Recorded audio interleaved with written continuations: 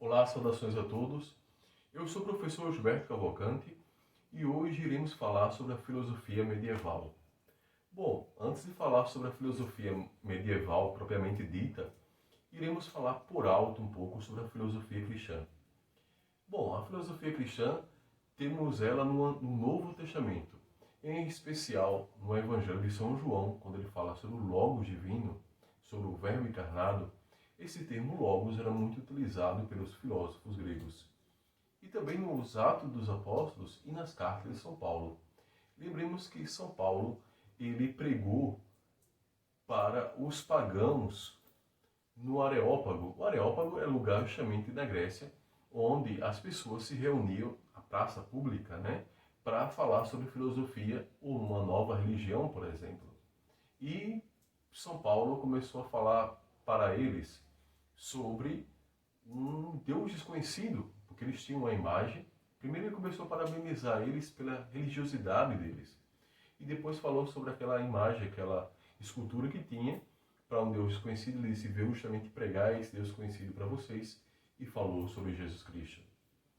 E foi nesse momento que uma pessoa que tomava conta do Areópago, ele acaba se convertendo.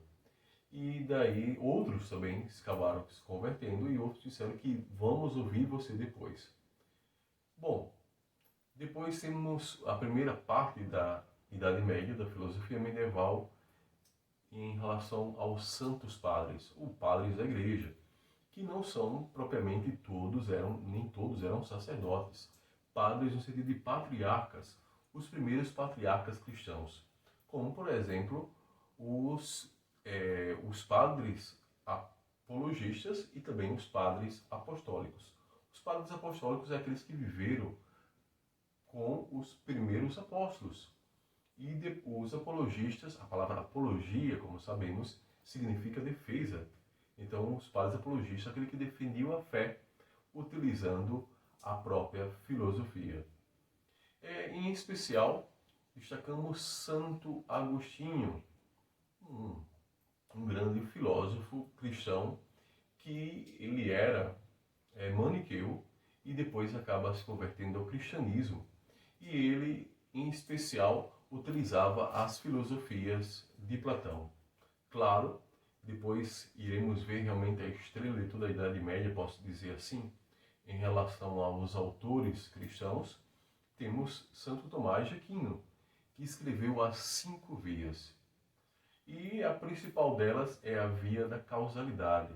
Lembremos que Santo Tomás de Aquino foi apresentado por seu mestre, a Aristóteles, e antes, vamos até falar um pouco sobre isso, antes de continuar, o cristianismo utilizava da filosofia em especial Platão, porque achava que as ideias de Platão eram mais transcendentes, ou seja, eram mais parecidas com o cristianismo.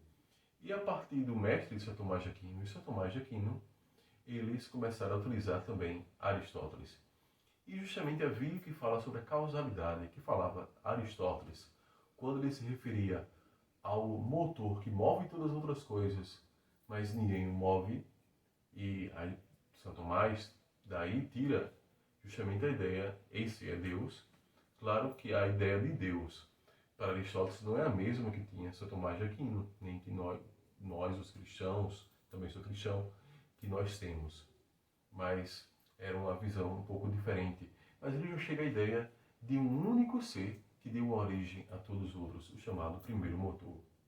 Bom, e para terminar, vou fazer um vídeo curto.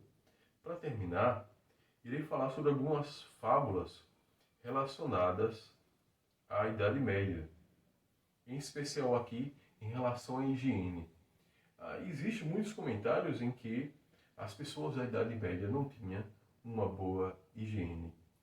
Michelet, em seu livro A Feiticeira, é que ele vai criar essas ideias. Ele pode ter se baseado um pouco em seu habitat, né, sua localidade, porque os europeus até hoje, por exemplo, tomam menos banho do que os brasileiros. Por exemplo, quando o brasileiro vai para lá, eles estranham que o brasileiro tome banho todos os dias. Para eles, não todos, mas muitos uma vez por semana. Isso é algo normal, até porque é um lugar frio, né? Mas em relação à Idade Média, muitos historiadores, isso está nos autos da Idade Média, inclusive cantos da Idade Média falam sobre realmente os costumes daquela época, os costumes de higiene. Eles tinham, por exemplo, alguma espécie de produto que eles colocavam, não era o creme dental de hoje, mas, por exemplo, para clarear os dentes, entre outras coisas. E a banheira era algo comum nas casas da Idade Média. E não só era algo comum na época da Idade Média, mas também era forrada a essa banheira, ou seja, mostrando realmente a questão da higiene, né? Então, por exemplo, a questão do saneamento, que hoje se é muito falado sobre isso. Da mesma forma que hoje, por exemplo, nos interiores se escondem, enterram aqueles excrementos, também acontecia na Idade Média, também acontecia pessoas que não faziam isso. Como hoje, até hoje, nos tempos modernos, também ocorre isso. Então, para realmente haver uma higiene, é necessário o conhecimento. E existia uma canção popular que dizia o seguinte: se hoje o meu amigo soubesse, da época medieval, iria comigo, iria que ao rio me vou banhar. E a cantiga de 888 dizia o seguinte: indica os banhos de mar. Quantas sabedes amar, amigo, credes comigo, ao mar de Vigo, e banhar-nos, irmos nas ondas. Então, vamos aqui ao quantos sabedes amar, amigo, credes comigo, ao mar, vou a banhar-me nas ondas. Um provérbio popular medieval ressaltava também o banho como um dos prazeres da existência. Veja bem, então eu vou repetir. Um provérbio popular medieval colocava como um dos prazeres da existência, ou seja, uma coisa que para eles era um prazer, e não o contrário, como colocaram. Venare, ludere, lavare, bibere, hoc est vivere, em latim.